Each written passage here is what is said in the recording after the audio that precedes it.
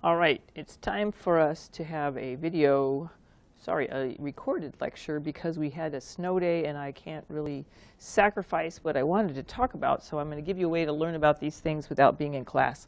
I'm going to break this into segments so that it doesn't have to be one long recording and you can pick and choose your parts as you go. The things that will need to be discussed are on this slide here. I'm going to make the first video talking about the categories of amino acid side chains. So this goes to the learning objectives for the chapter. We need to be able to recognize the 20 amino acid structures and their side chains. You need to recognize them. Nobody said memorize. And they're all alpha amino acids. And we're going to need to be able to recognize and describe their polarity or neutrality of their side chains. We'll get to these other topics in another recording, not this one. The table in your textbook that you want to focus on and bookmark it as you work through your questions is table 18.3. The 20 alpha amino acids that are found in naturally occurring proteins are shown here with their abbreviations, and the numbers below them are called isoelectric points. I'll come back to that.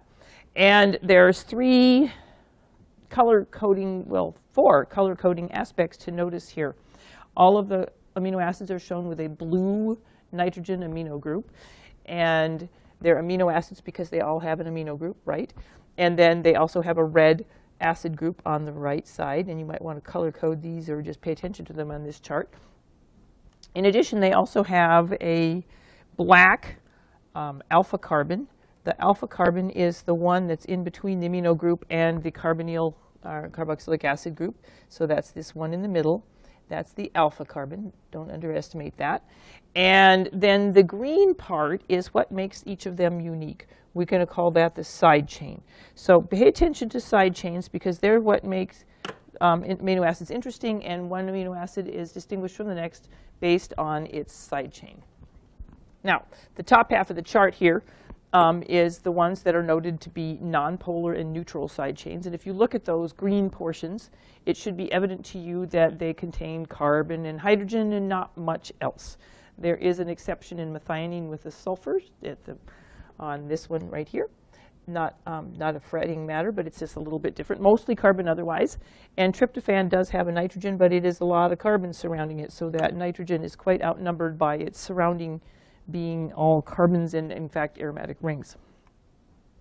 So the isoelectric points, we'll talk about them later, and I'll come back to it. I just want you to realize they're here.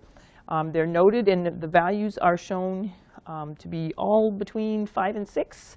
The lowest one in this view is 5.5. The top one is maybe 6.3. So they're somewhere around 6 is the general idea that you want to think about when you're thinking about that, but we'll come back to it. All right, so the other place to look for amino acid structures, and this is in your guided inquiry book, and these are not color-coded, so you might want to color-code these and think about which part is where. So let's go back to the color scheme that I used on the previous slide. So the carboxylic acid functional group of the amino acid is shown on the right, and each of these are not drawn sideways and tricky to confuse you. And the amino group is on the left on all of them. And so what we're looking at is classifying them by side chains. The side chains, then, is what you really want to focus on. Oh, brother, this tool is not always cooperative. The part that you want to focus on is the side chains. And so I'm just going to fix my diagram. If I were you, I would be thinking it would be helpful to notice and make a box around each of the side chains, because this is what we're focusing on when we categorize amino acids. We have to look at the part that makes them unique, not the part that they all have the same. Oh boy, interesting. How did that happen? All right, so that one didn't need an extra line. And all of these, again, are described as nonpolar side chains. And the one here in the middle is kind of funny. Proline has a secondary nitrogen as opposed to a primary amino group. Most of these are primary amino groups, but this one is secondary. It's unique in that respect. And OK, now I'll finish marking all the side chains. Got it. Hope you mark them in your copy so that you can pay attention to them when we're describing properties of side chains. So if you're looking at the side chains, and do this right away alongside here in your guided inquiry book on page 69. Page 68 has the questions, and page 69 has the chart. What kinds of functional groups are found in the side chains? Primarily, the major ones. For the nonpolar amino acids, well, if you don't think too hard, it looks like alkane.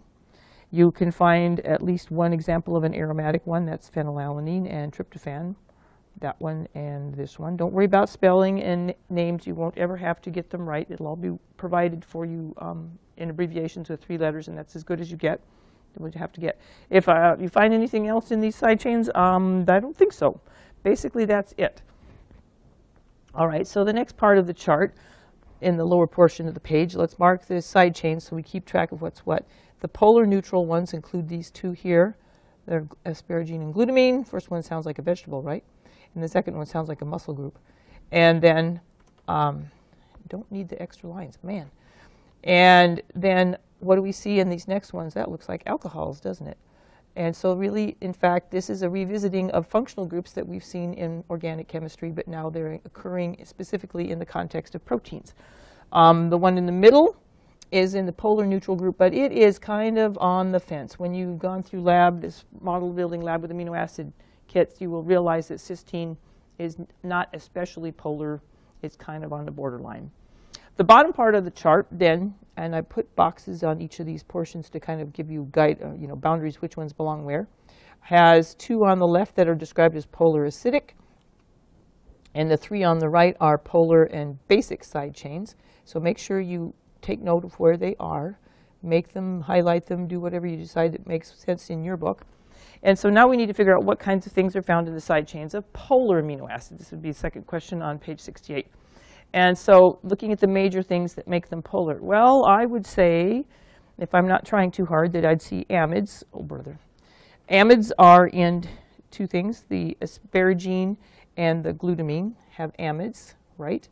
And there's going to be amino groups over here in these ones down here, right? Arginine and lysine have amino groups, and histidine does too. And are there carboxylic acids in these polar ones? Well, I would certainly say so. Please keep laughing. This tool is being ridiculous. So carboxylic acid functional groups, yes. That's what we see with aspartic acid and glutamic acid. Oh, well, what have we forgotten? There's alcohols. Alcohols are in threonine and serine and tyrosine. So cysteine is not particularly in this list, but it's a thiol, yes. Well, it's neither especially polar, but it's one of a kind. So it's in there, but it's not especially prominent. There's only one of those. So now we need to think about what things are found only particularly in the acidic amino acids side chains. So here we're looking at aspartic acid, glutamic acid, and I hope that that makes sense to you, that those are really just carboxylic acid groups. They're ionized here, shown in an ionized form, because that will happen in solution. Past that, nothing else is unusual. You could say alkane, but that's what we say when we can't find anything else. The functional groups then, question number 4, that are found in the side chains of basic amino acids. Well, we looked at them in the previous slide also, didn't we? Those are things that are full of nitrogens. If you look at them, they have nitrogens 3 times in arginine, 1 in lysine, 2 in histidine. It's the same old thing we've seen before. Amines are going to give us basic side chains. You could try to say alkane again, but that's what we say when we don't find anything else. But that's the major thing, is that they're looking at amines in the basic amino acids. All right, so what kind of bonds are you going to find in the same side chain functional groups? Primarily, let's focus on the main ones then. For the polar amino acids, the ones that make them interesting is going to be, there are going to be carbon and oxygen in alcohols or amides or carboxylic acids. There's going to be carbon and nitrogen in amine or amides. There's alcohols. There's amines. All of those are present, and yes, of course, you'll still have some carbon and hydrocarbon bonds. But the nonpolar amino acids really don't have much. So they're really only going to have primarily just carbons and hydrogens in them. So what kind of intermolecular attractions are present for these side chains functional groups? And we'll try to figure out which ones apply. All right, so London forces. Who remembers? Maybe you do. London forces are in anything with electrons. So I guess that would be all of them, right? No kidding. And then the dipole always confuses us. So let's go back to start with the hydrogen bonds. If you recall from organic chapters, alcohols are the first group we ran into that have hydrogen bonds. Amines have hydrogen bonds because they have NH in them, right? And OH is present in the alcohol. And carboxylic acids also have OH. So that means they are going to have also hydrogen bonding. The amide has the carbonyl, and the N when sometimes it has a hydrogen on it, but in these amino acids it does. So the amide group in the side chain functional groups will in fact also have hydrogen bonding. So the rest of these, alkane, aromatic, thiol, do not have hydrogen bonds. And all of these examples, if they have hydrogen bonds, they always have dipole-dipole, but we forget that. The hydrogen bond is an especially strong version of a dipole-dipole interaction. Okay, now, which amino acids have these as their notable features? So we're getting acquainted here. This is a get acquainted time because this is all Greek to you, and we got to learn things about what's in each of these groups. All right, I'm going to pick the ones that are the shortest lists to narrow it down first. Alcohols, I think I pointed them out to you. So they're going to be serine, threonine, tyrosine. Amides, only two. There's asparagine, glutamine, so make sure you can find them. Carboxylic acid ones in their side chains, remember this is all side chain discussion here, are the ones that are very closely related to the amides, in fact. There's aspartic acid and glutamic acid. And, boy, sorry about that. This tool is very strange. Let's see. The ones that have amines in them are the ones that were basic, and that would be lysine, arginine, histidine. This is not in any particular order. I'm just listing them. The ones that have aromatic rings in them are things like phenylalanine. Oh, boy, they really need that to go away. Sorry, guys. I'll fix that real quick. Okay, try again, see if I can get the tool to cooperate. So phenylalanine is PHE. Tyrosine is also an aromatic side chain, and you can find an aromatic ring in tryptophan. If you didn't put it there, I wouldn't fault you, but it does look like an aromatic ring.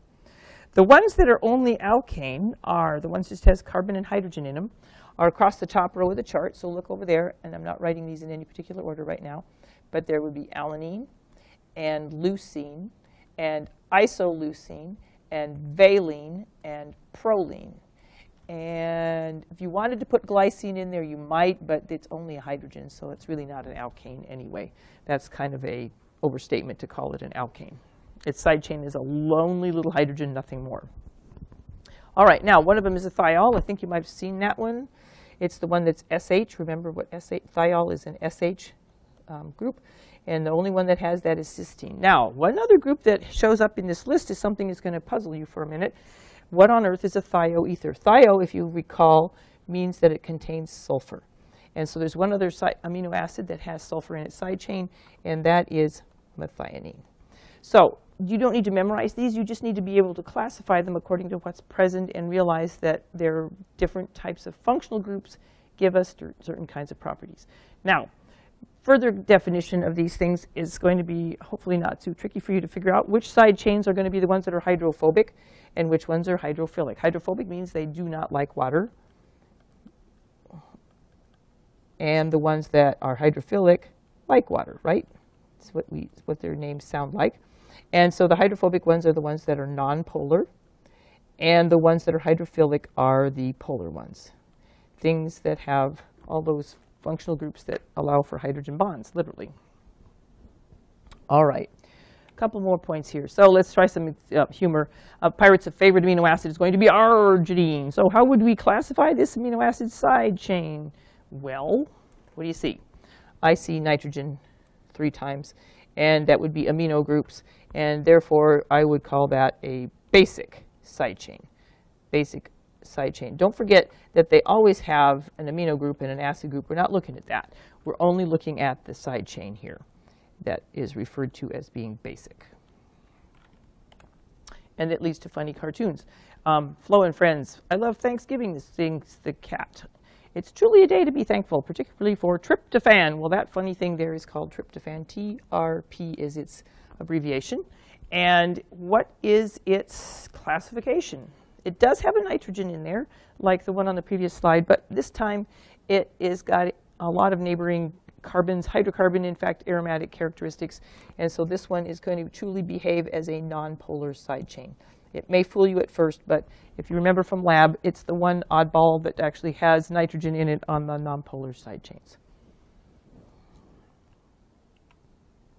There you go. All right, one other little tidbit to know about amino acids while we're talking about basic ideas about these things. Another tool for classifying amino acids is whether they're essential or non-essential. This is important to a person who is a vegetarian and doesn't choose to eat meat products, animal products. And non-essential ones are the ones that you can synthesize by your body, which turns out to be 10, and nobody's asking you to memorize them, but something people will need to know, versus the ones that are essential that you cannot synthesize by your body, and you have to get them in your diet. So people that eat beans and rice are doing this in an intelligent way because it contains all the important and essential amino acids. I hope you find this helpful as you're preparing to work through the chapter on amino acids and proteins. Ask lots of questions, and I'll see you in class. I will make another recording for the next section.